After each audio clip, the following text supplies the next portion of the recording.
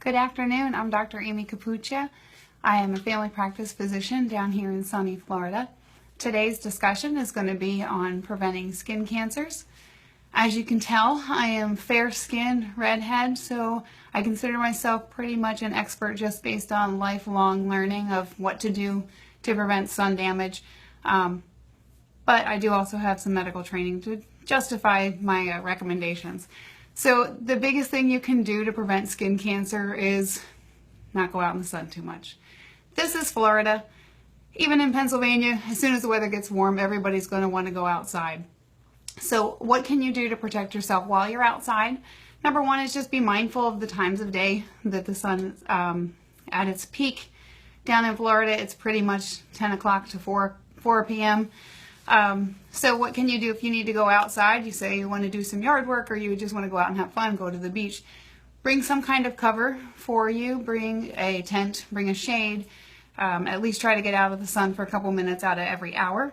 Especially if you have small children, you definitely want to make sure they have a swim shirt, a hat, if you can get them to wear it. If you can't get them to wear it, make sure you're reapplying sunscreen every 30 to 45 minutes. I know a lot of the sunscreens say they're good for 80 minutes, but my experience is they just don't last that long when kids are in the surf or getting in the sand, sweating, rubbing their face, rubbing their eyes, coming up out of the water. It's not going to last that long. The best protection for kids is something with zinc oxide in it. You can, if you're more homeopathic or holistic, or you just really don't like the idea of all the chemicals that are in some of the spray sunscreens. For convenience, the spray sunscreens are great. But you can get micronized zinc powder, and you can make your own SPF. There are plenty of recipes online to do that. You just mix it with your favorite lotion. And it's great for people who have a lot of allergies or allergic to PABA or any of the other ingredients in sunscreens. Just get zinc oxide, use a lotion that you know is not going to react with your skin, and that should be good. Just bring it with you, reapply frequently. Those will separate more quickly than commercial sunscreens, so you do have to make up a fresh batch more often. Again, go online. There's plenty of resources for that. What are you looking for as far as preventing sun damage? One, I have freckles. You can see all those. Those are sun damage spots. This guy here, the naked spot, that's where I had a precancerous skin lesion that had to be taken off, and that was when I was 38. So you can get sun damage very young. I'm very young. And what you can do to prevent wrinkles and aging is hats, cover up. But what are you looking for if you say you have that spot that you're a little bit concerned about? You can go ahead and there's just the ABCDEs of lesion changes. So most of us have freckles or spots or something that we're concerned about. I've got a little black spot right there that hasn't changed over time. So what are you looking for? You're looking for A, which is asymmetry. Does one side look like the other side? B, borders. Are they irregular? Are they nice and smooth, or are they jagged and have a little different shape to them? C is for color change. If you have a lesion that's completely uniformly brown, you don't really need to worry about it.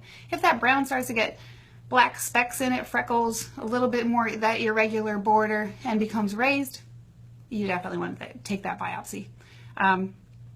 Any color change, so if you have a lesion that used to have pigment and now is white, that actually is concerning. Melanomas can be white. They're not all dark brown or black. Diameter, any lesion that's changing and is over 6 millimeters, so if that's about the size of a pencil eraser. I don't know what we're going to do when we don't have pencils anymore, but the size of a pencil eraser or larger should be biopsied. And elevation, anything that's changing in contour and texture that's not a smooth elevation. I have a couple pictures from this fantastic derm book that I have. This is solar changes. That's just skin damage from the sun. This is precancerous.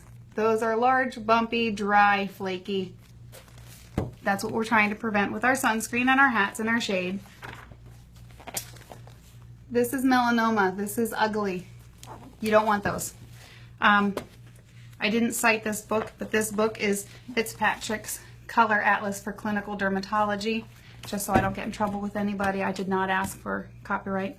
But this is a fabulous book for budding dermatologist, family practice, internal medicine who wants to get more information. But as far as the general public, any changes, growth bigger than 6 centimeters or 6 millimeters, just take a look at it. Go have it biopsied. It's relatively painless, temporary scab, and it'll be healed up in a couple weeks. Get your sunscreen.